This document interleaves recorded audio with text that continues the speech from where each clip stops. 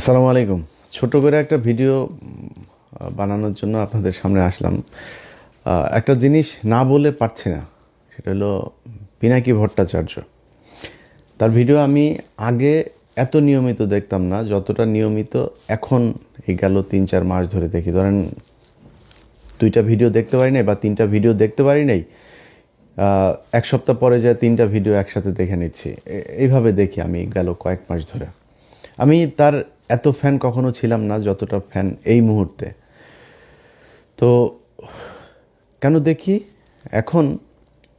ধরেন আওয়ামী লীগ সরকার ক্ষমতায় ছিল, তখন হিন্দুরা যখন ব্যাপক সুযোগ সুবিধা নিত, পিনাকি ভট্টাচার্য দেশ ছাড়ল। তারপরে ফ্রান্সে আসার পরে ধারাবাহিকভাবে এই পুরো আওয়ামী লীগের সময়টা সে আওয়ামী লীগের বিরুদ্ধে কথা বলেছে, ভারতের বিরুদ্ধে কথা বলেছে, ভারতের পণ্য বয়কটের পক্ষে কাজ করেছে।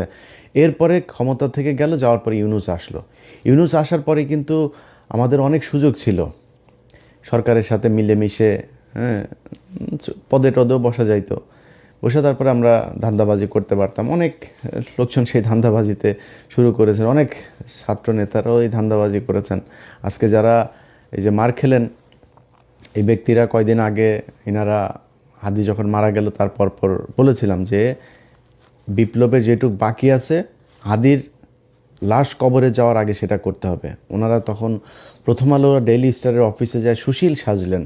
এই যে যেই জাবেরকে গুলি করা হয়েছে তিনি ওই হাদির জানাজার সময় বক্তব্য দিয়েছেন, এটাকে কেন্দ্র করে যেন কোনো ধরনের মব সৃষ্টি করার না করা হয়, মব বানানোর চেষ্টা করেছেন এইটারে। ভাই, বাংলাদেশে এই ইন্ডিয়ার আপনার শাখা অফিস হলো গিয়া প্রথম আলো ডেইলি স্টার। এই প্রথম আলো ডেইলি স্টারের বিরুদ্ধে কাজ করা মানে মব সৃষ্টি করা না। 32 নম্বরে বসে বাকশাল তৈরি করা হয়েছে, 32 নম্বরে বসে পরিকল্পনা করা হয়েছে মানুষকে না খাইয়ে মারার। দুর্ভিক্ষে 27 লাখ মানুষকে হত্যা করা হয়েছে, 15,000 জাসদের নেতাকর্মীকে হত্যা করা হয়েছে এই 32 নম্বরে বসে পরিকল্পনায়। সো এটা হচ্ছে একটা অভিশপ্ত বাড়ি।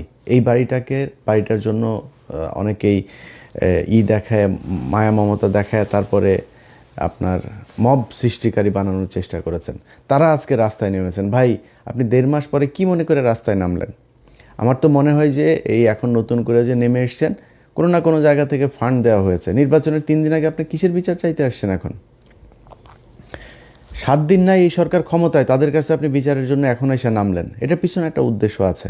আমি সরকারের কাছ থেকে, পুলিশের কাছ থেকে যেটা শুনেছি, আওয়ামী লীগের লোকজন তাদেরকে টাকা পয়সা দিয়েছে এখানে কিছু নেতাকে দিয়া, তারপর তাদেরকে বসাইছে এখানে গ্যাঞ্জাম করার জন্য। তো এখন আপনি কিসের বিচার? হঠাৎ করে এসে বিচার চাচ্ছেন? হাদির বিচার এই দেশে হবে না, হাদির খুনিও হবে না।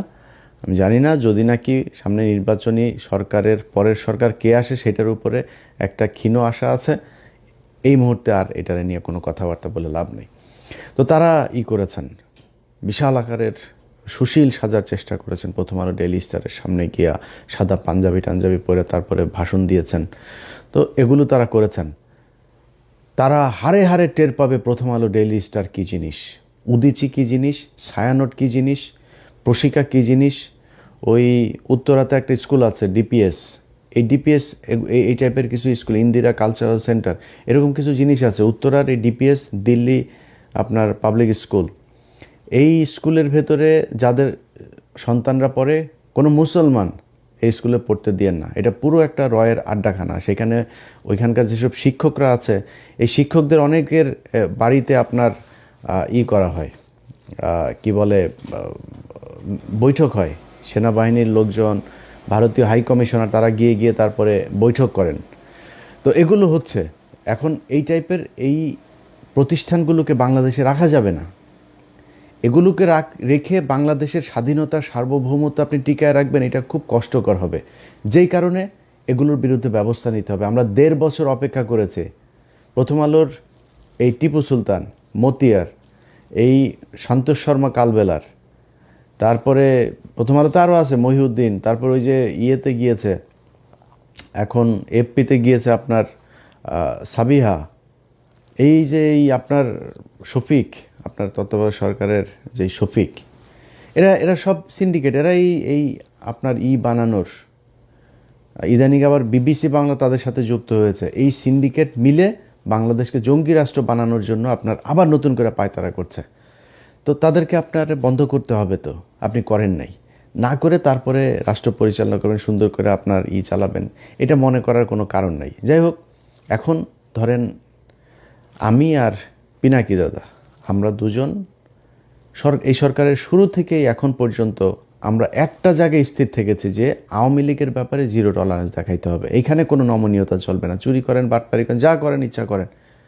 ও মা, হত্যা মামলার আসামিরা উপদেষ্টাদের সাথে যায় বৈঠক করে। তো আমি আমার এই জার্নিতে আমি পিনাকি দাদাকে সব সময় পাশে পেয়েছি। তিনি এই মুহূর্তে আমি মানে খুবই হতাশা নিয়ে আপনার মানে চুপচাপ বসে আছি। অনেক কিছু দেখেও না দেখার ভান করে অনেকে অনেক কিছু পাঠায়, ভাই আমি এটি নিয়ে আর এত মাথা ব্যথার কিছু, মন চাইলে একটু কথাবার্তা বলি, ওই কথা বলি। তো এগুলির বাইরে নতুন করে আর খুব বেশি কিছুতে যাইতে চাইতেছি না। কিন্তু যেই কাজটা আমার করতে হইতো, আমার পুরো কাজ দাদা করে ফেলছেন। সো যেই কারণে যারা দাদার ভিডিও দেখেন, আমার সাবস্ক্রাইবার যারা আছেন, দুইটা মানে আমাদের তো কমন আপনার ওনার আমার ইউটিউবে সাবস্ক্রাইবারও প্রায় সমান সমান। সো ওনার ভিডিও যারা দেখেন আমার ভিডিও তারা দেখেন, আমার ভিডিও যারা দেখেন ওনার ভিডিও তারা দেখেন। আমার সাবস্ক্রাইবার যা আছে সবাইরে বললাম আপনারা ওইখানে চলে যান, ওইখানে গিয়ে দাদার ভিডিও দেখেন। দাদার কথাবার্তা যেটা ওইটা মনে করবেন আমার ভাষা। উনি আমি যা বলতে চাই আমার কথাগুলি উনি কেমন যেন বলে দেয়। আমি গত 3-4 মাসে বিচার করে আমি বিগ ফ্যান হয়ে গিয়েছি তার। মানে আমার অনেক কথা আছে যে কথাগুলি একদম হুবহু সেই কথাগুলো তার মুখ দিয়ে বের হচ্ছে। তো এই যে ভিডিওগুলো করছেন, এই ভিডিওগুলো করার কারণে তার বিরুদ্ধে এখন নতুন করে তাকে জামাতের আমির টামির, ধরেন আজ থেকে 6 মাস 1 বছর পরে আমারও অনেকের সাথে কথা হইলে তারপরে তারা বলতো যে ভাই উনি তো হিন্দু মানুষ, ওনার ব্যাপারে একটু সন্দেহ হয়। তো আমি বলতাম যে ভাই দেখেন, উনি তো হিন্দু হইলেও উনি যে কাজগুলো করছেন সেই কাজগুলো তো গুরুত্বপূর্ণ। উনি যতদিন কাজ ঠিক করবেন ততদিন আমাদের ওনারে নিয়ে সন্দেহ টন্দেহ করার তো কিছু নাই। যেদিন লাইন থেকে বিচ্যুত হবে সেদিন আমরা নিজেরাই কথা বলবো, সমস্যা কি। কিন্তু এই গেল 6 মাসে আমি নিজে এইভাবে কারোর সাথে আর এটা নিয়ে এগ্রি করি নাই যে না, এই 6 মাসের ভিতরে আমার কেউ বলে ভাই আর কত একজন মানুষের জাজ করবেন, আর কত পরীক্ষা নেবেন তার। সেই 2014-15 সাল থেকে শুরু করে ধারাবাহিকভাবে সে ভারতের বিরুদ্ধে কাজ করছে এবং ভারতের বিরুদ্ধে জ্বালাময়ী বক্তব্য, ভারতকে এই করে ফেলবো এইটা না, এইটুক না, খালি একদম তথ্য প্রমাণ সহ ইতিহাস ভিত্তিক। এইটা মানে আমাদের এই বাংলাদেশে বহু লোকজন আছে যারা আমাদেরকে ভিউ ব্যবসায়ী, তারপরে অনেক তুচ্ছতাচ্ছিল্য করে কথা বলেন। তাদের ভেতরে অনেকেই এখন ইউটিউবে, যেমন ধরেন মাসুদ কামাল এক সময় বলতো যে আমরা হইলাম গিয়া টাকা পয়সার জন্য ভিডিওতে কথা বলি। হ্যাঁ, মাসুদ কামালের যে ইউটিউব চ্যানেল আছে ওইটাতে মনিটাইজেশন করে নাই, 1 টাকাও উনি কামাই করেন না, ফ্রি সোশ্যাল সার্ভিস দেন। ভিডিও করার আগে মনিটাইজেশন কেমনে করা লাগে সেই হিসাব করে তারপরে শুরু করেছেন। যার সাথে কথা বলেন তিনি বলেছেন ভাই কয়দিন পরপরই মানে মনিটাইজ হওয়ার আগে পাগল হয়ে গেছে, কবে হবে, কেমনে তাড়াতাড়ি করা যায়। হ্যাঁ, চিঠি আসে না কেন, কোড আসে না কেন গুগল থেকে, কত কিচ্ছা কাহিনী। এখন তিনি টাকা খান, তার ভিডিও একটা আপনি চ্যানেলে দিয়েন, সাথে সাথে কপিরাইট খেয়ে যাবেন। আমি ইলিয়াস একমাত্র অধম ব্যক্তি যিনি আমার ভিডিও নেয় কত মানুষ চালায়, 10,000, 20,000, 50,000 টাকা কামায়, কারোরে ইলিয়াস কোনো দিন কপিরাইট দেয় নাই। অথচ আমরাই হইলাম গিয়া খুব অনাহারি অভাবী, ইউটিউবের টাকা দিয়ে আমরা চালাই। এই ইউটিউবের টাকা তো খাই, আমার ইউটিউবের টাকা আমি খাবো না তো আপনি খাবেন? কিন্তু যারা এতদিন ধরে টাকার ব্যাপারে খুব দেখাইতেন, আমাদের অচ্ছুত একটা ভাব নিয়ে কথাবার্তা বলতেন, তারা আজকে টাকা খান কেন ইউটিউবের? মনিটাইজেশন অন করেছেন কেন আপনারা? চ্যানেল করার আগে মনিটাইজেশন অন করার চেষ্টা করেন। তো ওনাদের কাছে খুব খারাপ লাগে পিনাকি এখন যেগুলো বলে। তো গত 6 মাস ধরে আমার কেউ এটা বললে তারা সরাসরি বলেছে যে ভাই এটা বন্ধ করেন। পিনাকি যদি, আমি জানি না সে এখনও হিন্দু আছে কিনা, যদি সে হিন্দু হয়ে থাকে তাহলে সে জেনুইন হিন্দু, অরিজিনাল হিন্দু যদি কেউ হয়ে থাকে তাকে তিনি বহুশ্বরবাদ হইতে পারবে না। তো এটা হিন্দু ধর্ম অনুযায়ী আপনাকে এক ঈশ্বরবাদ হইতে হবে। তো উনি হিন্দু ধর্মের একদম যেসব বিষয়গুলো সমালোচনা করার মতো উনি নিজেই সমালোচনা করেন সেগুলো নিয়ে, এবং খুবই তথ্য প্রমাণ এভিডেন্স দিয়ে তারপরে করেন। সো ওনারে নিয়ে জাজ করা বন্ধ করেন। উনি যা বলছেন এগুলো বলার কারণে বিএনপি ওনার বিরুদ্ধে এখন উঠে পড়ে লেগেছেন যে উনি হইল গিয়া দেশদ্রোহী, উনি পাকিস্তানের প্রেসিডেন্ট, জামাতের আমির। একই কথা আমারও বলে। আমি যদিও একটু যে বললাম না, আমি কিছুটা সুবিধাজনক জায়গায় আছি, আর ভাল লাগে না এই দেশের বিরুদ্ধে কথা বলতে, যে অনেক প্রভাবশালী সেনা প্রধান থেকে শুরু করে অনেক প্রভাবশালী মানুষের বিরুদ্ধে কথা বলেছে, ব্যক্তিগত শত্রু হয়েছে। লাভটা হয়েছে কি? 5 তারিখের পরে এই দেশ ঠিক হয় নাই। এই দেশ জীবনে কোনো দিন ঠিক হবে, মানে নিকট ভবিষ্যতে ঠিক হবে, এটা আমার মনে হয় না। যদি জামাত ক্ষমতায় আসে, একটা ক্ষীণ আলো মানুষের মাঝে আছে। যদি না আসে, সেই ক্ষেত্রে ভবিষ্যৎ অন্ধকার।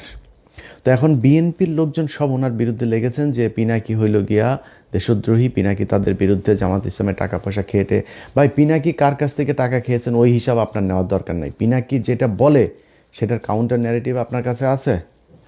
আপনার পক্ষে কাজ করে বিরিয়ানির দোকান থেকে টাকা খাওয়া মাল, তারপরে নানান ধরনের ডিজিএফআইয়ের ভাতাপ্রাপ্ত লোকজন, তারপরে আছে এরকম সব ধান্দাবাজগুলো একসাথে যা মিলেছে। এখন এইসব ধান্দাবাজ আপনি 2-4 কোটিও যদি নিয়ে পাশে ভিড়ান, তো এটারে দিয়ে কি পিনাকি ইলিয়াসের কাউন্টার দেওয়া যাবে? গেল না কেন? আপনার পক্ষে কথা বলে না কেন? সেটা চিন্তা করেন। পিনাকি ইলিয়াস আপনার দলে থাকলে যারা বিরিয়ানির দোকানে টাকা খায় তাদের চাইতে উপরে থাকতে পারতো না? তো পিনাকি ইলিয়াস যায় নাই কেন আপনার দলে? সেটা চিন্তা করেন।